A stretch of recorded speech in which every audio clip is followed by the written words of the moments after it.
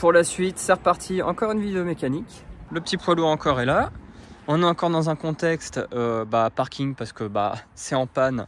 La pompe à eau, je dois la refaire aussi entre temps, donc après la Bourgogne. Donc ce que je vais faire, je vais lever le camion avec le cric directement et puis je vais vous montrer le turbo par la suite. Avant de changer le turbo, il faut faire la vidange. Ce que je dois refaire moi sur le camion, c'est refaire le joint de carter.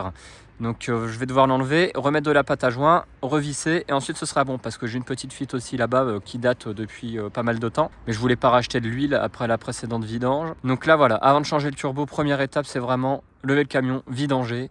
Il n'y a pas de pont, le turbo il se retrouve à ce niveau-là au niveau de la cabine. Il y en a ils sont devant, etc. Et donc du coup là je vais devoir passer en dessous du camion.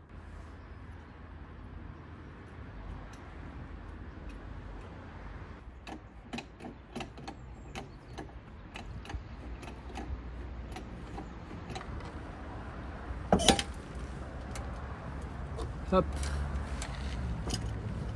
Donc là tu vois la roue elle est dégagée, le véhicule est bien sur cric et tout. Là ça bouge pas. Bon faut éviter de faire ça mais voilà. J'ai au préalablement enlevé le protège moteur là en dessous et on va récupérer.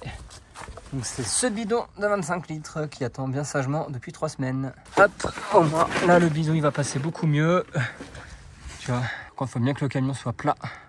Donc je vais aller lever l'autre côté. Ah oui, et si ton cric entre guillemets est trop bas par rapport à la chandelle, c'est ce que j'ai oublié de faire, donc j'ai dû m'y reprendre à 3 fois pour cette vidéo. Tu prends des cales en bois et ça fait l'affaire quoi. Après il faut que ça soit bien plat et tout. Le véhicule est bien levé. Hop.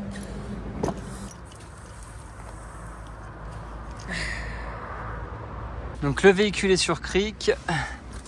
Maintenant, hop. On va s'occuper du carter. Donc la vis de vidange, elle est là. Il te faut une clé de 10 et tout là. Il est un peu rouillé, je vois. Mais je pense que ça devrait le faire. Il a encore des beaux jours devant lui. Et c'est vraiment ce joint là. Parce qu'à ce niveau là, il y avait une petite fuite, il me semble. Je suis pas chaud pour m'en occuper. Mais bon, comme tu peux voir, hein, regarde, t'as vu, ça dégueule un peu là. Il faut le refaire. Hein. Et là, t'as le filtre à huile du master. Donc tu vois, c'est vraiment pas loin, c'est facile d'accès. Non, le filtre, je vais pas l'enlever par contre, ça. Pas besoin. Je mets les lunettes pour éviter les éclaboussures et des gants jetables parce qu'en fait, tu vas en mettre partout. Et ce qu'il va te falloir, c'est une clé de 8 ou de 10 en fonction de ton camion. Juste dernier truc pour bien mettre ta cale en sécurité, tu essaies de rajouter des pneus là comme ça en fait pour protéger parce que au niveau du bas de caisse, ça va taper dessus, mais au moins ça ira pas plus bas. Mais bon, là j'ai les pneus, ça devrait aller quoi. Mais on sait jamais.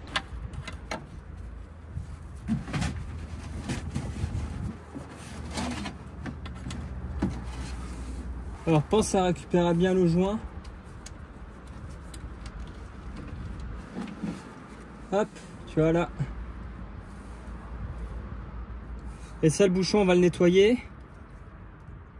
Et on va changer ce joint là. Là on va laisser s'écouler à fond, mais 2 bonnes heures parce que il faut que toute l'huile sorte pour pouvoir changer le turbo tranquillement. Parce que dans le turbo il y a de l'huile évidemment. Et en attendant je vais aller faire 2-3 trucs perso et préparer le turbo.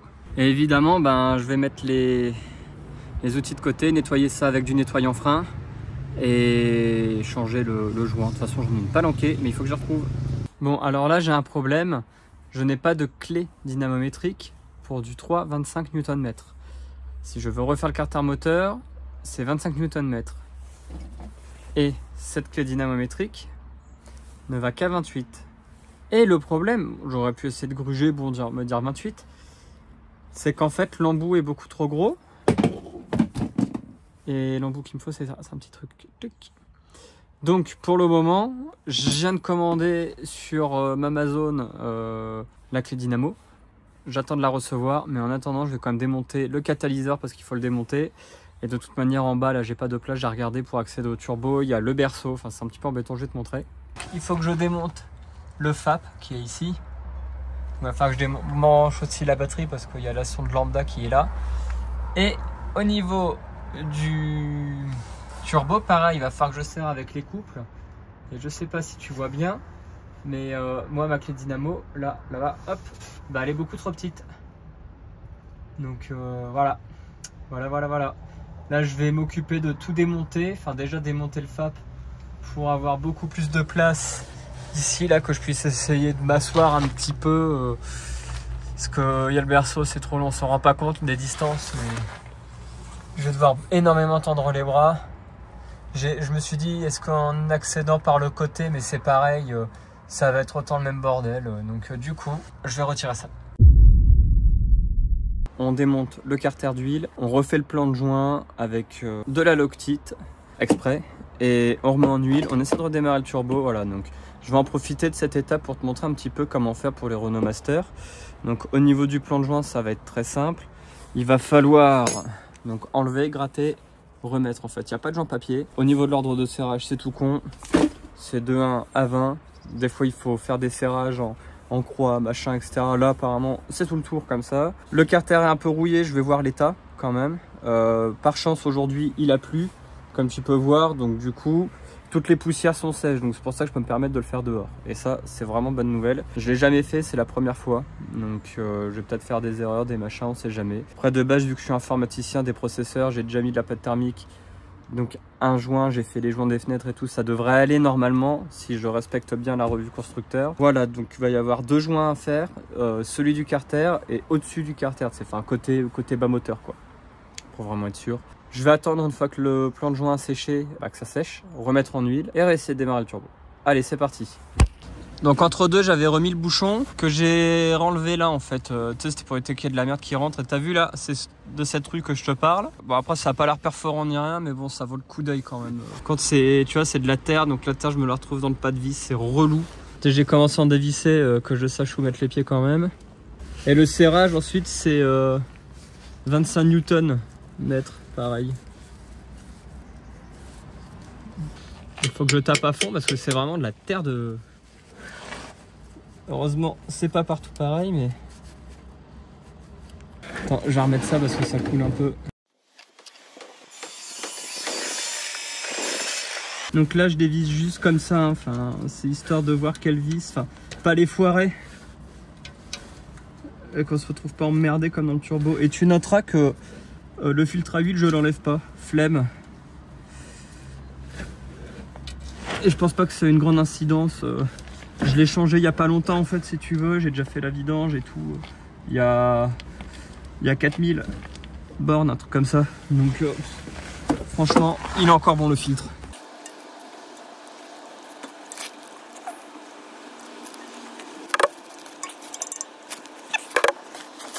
Voilà, ça j'avais déjà dévissé. Donc là, je vais préparer une petite boîte en carton pour toutes les mettre dans le même panier. Alors là, il y a décollé, j'espère que ça va être bon. Bah, avec un tournevis, c'est bon. Ouais, donc tu vois, sur l'ordre de serrage, pas le plan de joint, je me suis trompé, c'est là. Donc je vais le faire dans l'ordre, je vais faire comme ça, je vais m'habituer déjà. Je vais faire de là à là, là-bas, là-bas, revenir.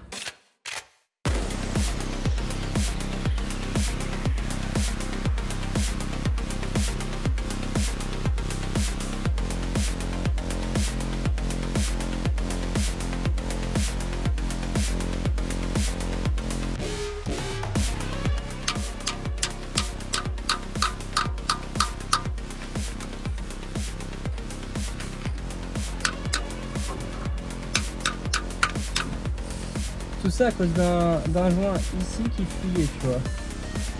Là.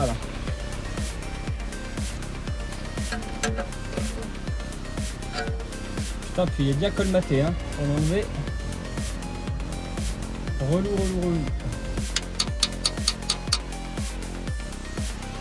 Franchement, au final, il était pas si bien colmaté. Bon, ce que je vais faire, c'est prendre un couteau direct. Ouais, ça devrait mieux passer, là. Mais c'est trop lourd, je vais pas y arriver.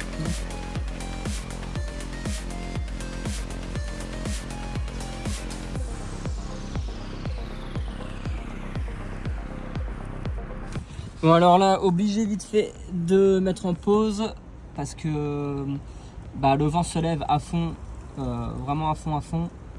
Il prévoit des tempêtes, donc du coup j'ai remis 4 vis en attendant, là aux 4 extrémités. J'ai continué un petit peu à gratter, je vais continuer encore et puis ça va finir par partir à l'usure. A few moments later. Bon, j'ai enfin réussi à décoller le carter. Ça a vraiment été galère de chez galère. Là, comme tu peux voir, en fait, le problème, j'ai fait une erreur. J'y suis allé au tournevis comme ça, donc j'espère vraiment que j'ai pas déglingué le carter, que ça va mettre en joint. C'est je vais essayer d'enlever un peu la limaille que j'ai fait, essayer de regratter au papier de verre, parce que j'ai vraiment pas eu le choix d'y aller au tournevis. Et ça me fait vraiment chier parce que je m'en serais bien passé de cette histoire. Donc, on enlève. Ah putain! Bah ouais, quel abruti je fais encore là. Voilà. Bon, ça va, le joint est quand même facilement enlevable ici. Il y a de l'huile dedans, on va la vider. Il n'y a pas de merde dans le carter. Là, je vais devoir retaper parce que bah, j'ai passé le tournevis, pas le choix. Bon, il y a moins de joints que ce que je pensais, c'est cool. Par contre, putain, qu'est-ce qui tient? J'ai vraiment galéré ma race. Hein. Là, c'est un truc... je vais essayer de retaper. Si vraiment c'est pas cool, bah, j'achèterai un carter. C'est pas très cher, il me semble, sur cela.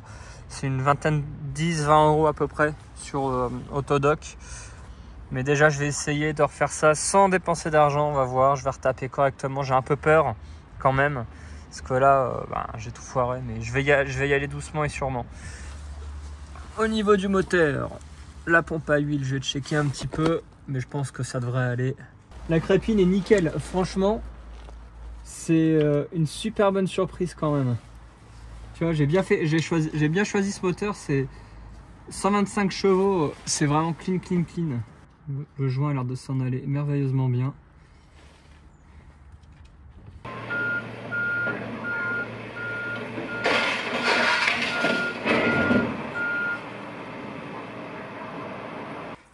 Déjà, avant de toucher au bas moteur, de continuer, là, je vais déjà nettoyer là, le plan de joint qui se trouve là.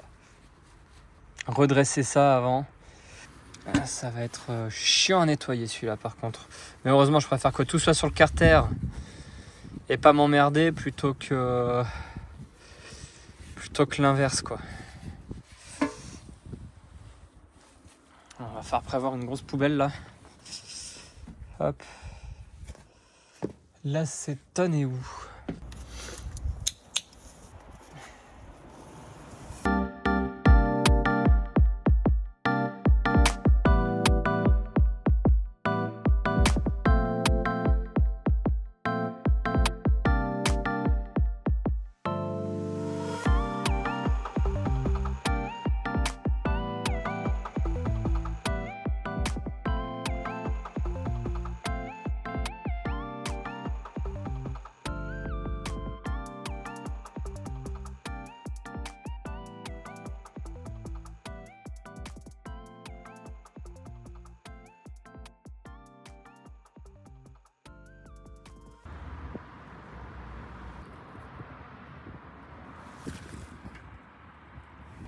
Bon, j'arrive pas à avoir une surface plane en fait en retirant le carter, j'ai dû forcer, j'ai pas pu faire autrement.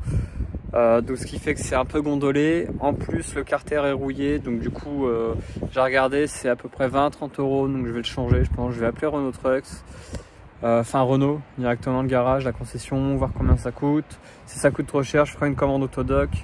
En attendant, pour éviter qu'il y ait de la poussière qui redescende dans le bas moteur, je vais remonter le vieux carter.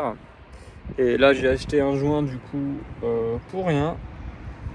Mais au moins je suis sûr d'avoir vraiment quelque chose de propre. Et au moins je me galérerai pas à enlever tout le joint et tout. Il y a un mélange de flemme, le carter il est gondolé. Et vu qu'il est rouillé, j'ai pas envie de refaire ça dans un an quoi. Donc ce que j'ai fait pour redresser là, j'ai tapé dessus. Et là en fait j'ai revissé. Il n'y aura aucun souci, là j'ai retapé un peu, machin. J'ai juste revissé ces 4 jusqu'à l'angle pour être sûr vraiment d'avoir un joint bien droit. Donc je pense que c'est le cas. Là il va falloir faire un petit peu attention, mais ça devra aller. Donc je vais retirer encore le carter, je vais pouvoir enlever le joint. Le plan de joint il est un peu mieux. Et je vais reprendre encore là et retaper avec le marteau et ça. On va redresser comme ça en tapant dessus. sur toutes les petits détails là. Ça va vraiment, faut prendre le temps, mais ça va le faire, je pense. Il y a encore deux, trois petits détails.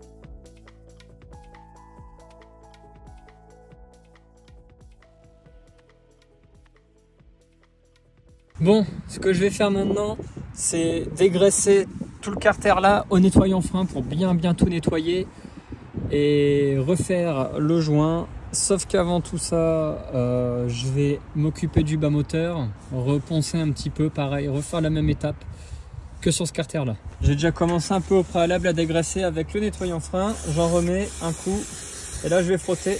Je suis allé m'occuper du bas moteur. Donc on devrait être bon aussi, il faut que je repasse encore un petit coup. Mais j'attends que l'acétone s'évapore. Hop. Allez, on enlève tout ça.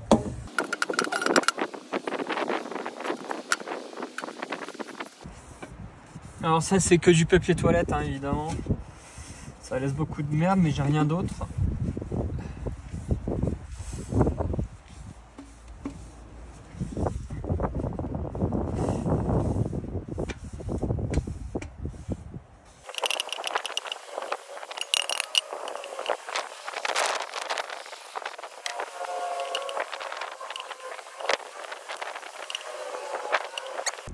Bon, maintenant ce que je vais faire, ça va être le joint. Donc je vais le poser que sur le carter et pas sur le haut moteur, le bas moteur, parce qu'en fait il est en hauteur et tout. Enfin bref, voilà. Avec la gravité, ça va faire de la merde.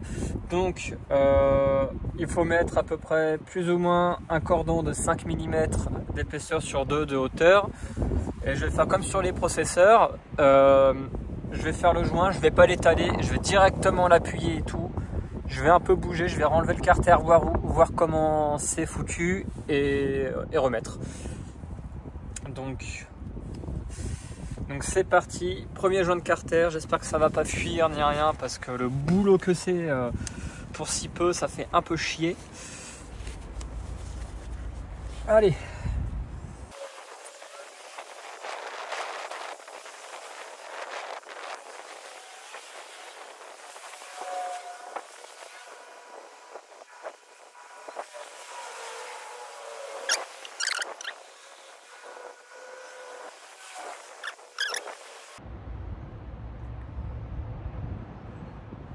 Bon, je vais aller l'appuyer directement et voir. Je vais préparer les vis. C'est plutôt là.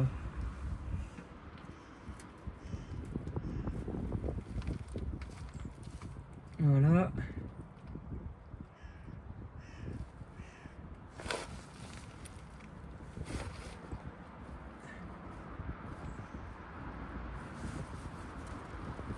Bon, il veut plus partir. Ah putain. On va dire que c'est bon. Ou pas. Ouais. Il me manque un petit morceau.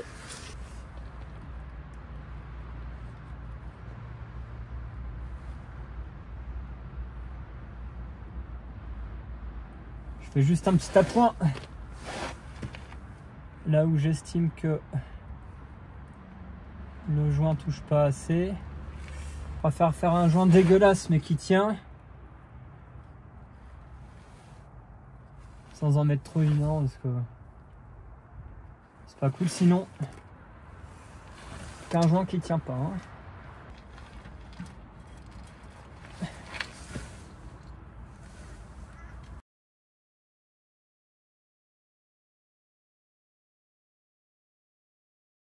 Dans l'ordre, bon il y a un reflet et tout, la maison putain elle est brillante, c'est Super Mario le truc. Bon, maintenant je vais visser dans l'ordre. Et ensuite au couple.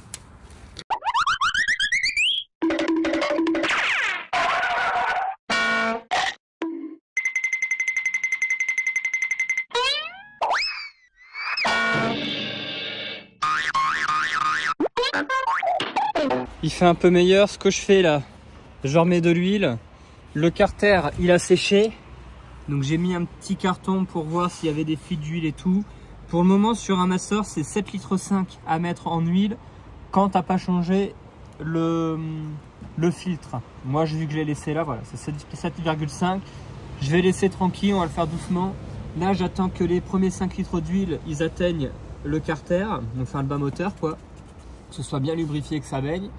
Voir s'il y a des fuites un peu. En attendant, là, ce que je vais faire un tour, revérifier si toutes les vis sont bien resserrées. Donc ça, comme je t'avais dit en début de vidéo, enfin sur la vidéo précédente, ça je vais le laisser sorti. Parce que si le turbo s'emballe, j'ai juste à prendre à lâcher un chiffon dedans pour tout bloquer. Parce que sinon, j'ai plus le moteur. Ça, c'est vraiment le truc. Ça devrait le faire. Franchement, je croise les doigts. J'ai tout serré au couple. J'ai respecté les préconisations. Pour relancer l'économie circulaire du camion, enfin le relancer tout court, quoi, il va falloir donc réamorcer le turbo. Et ensuite, tu auras encore un autre truc à gérer. Donc je vais réamorcer le turbo en remettant 3 coups de crank comme ça, donc 3 coups de clé, ça va faire comme ça, et une fois que c'est bon, le turbo il va être réamorcé totalement en huile. Donc dans la précédente vidéo, ce que j'avais fait, j'avais bourré d'huile à fond et tout les durites.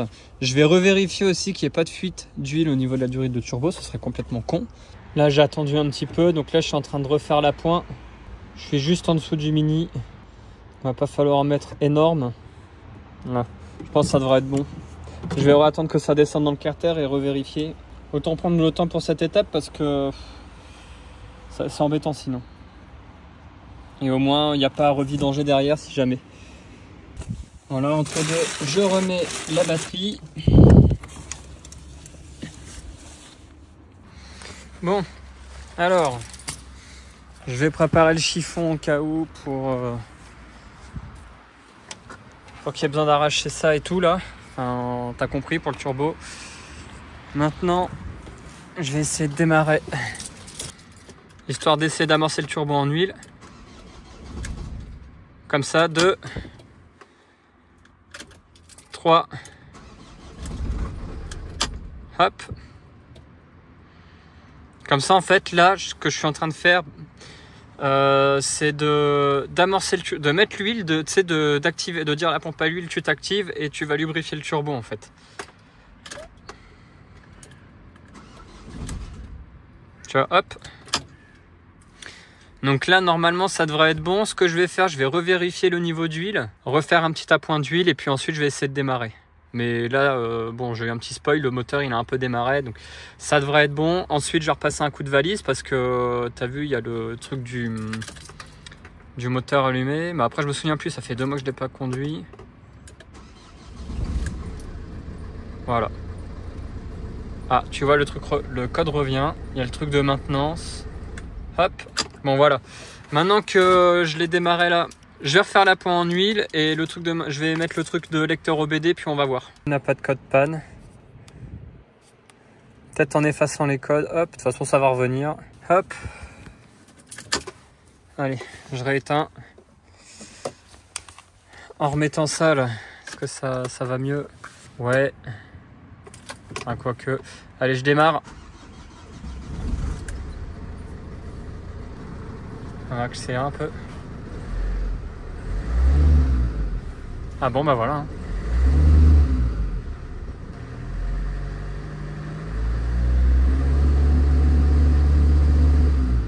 J'ai encore le trou d'accélération. Le camion roule. Là, je vais aller tester sur la route à 2000 tours. Enfin, je vais vraiment y aller tranquille. Alors là, je sais pas pourquoi, ça se voit pas, mais il y a pas mal de fumée au niveau du turbo. Enfin, tu sais, de la fumée blanche et tout. Comme tu peux voir là. Donc franchement, je comprends pas là.